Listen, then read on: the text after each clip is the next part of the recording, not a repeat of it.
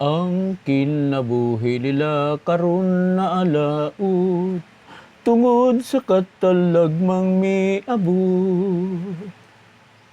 Kusog nga linog nga 6.9 magnitude, miuyog sa Cebu ug ubang lungsod.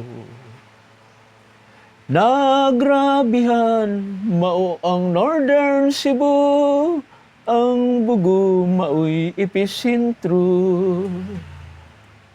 Daghang patay napalgan sa Tigrescue, nahunagan sa edipisyo.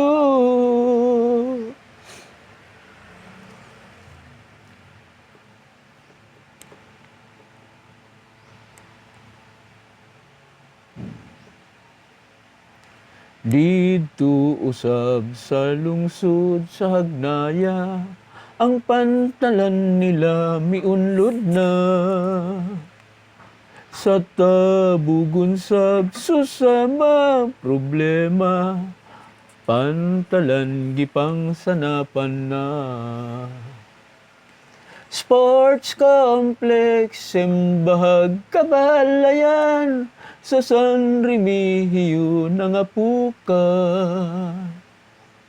Daghang samdan ug daghang nangakabsan, sa kinabuhi kay nadatugan.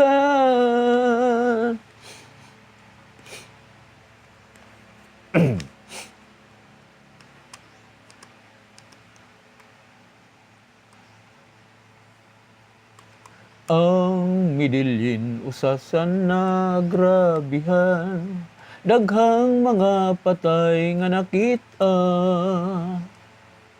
Daghang nawad-an sa ilang Pinoy-anan, kapait sa ilang gidangatan. Ang tulganan nila ang dakong hawan, manulog sa plastik kung mag-uwan. Ang sugod Borbon, tuburan ang tabuelan, sa linog sab na apiktahan.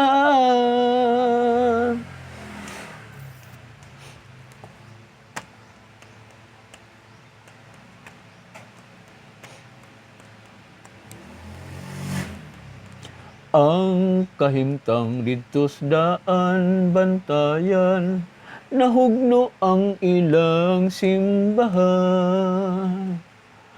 Ang kadalanan dili na maagian, kay nagubag kalsadag taytayan.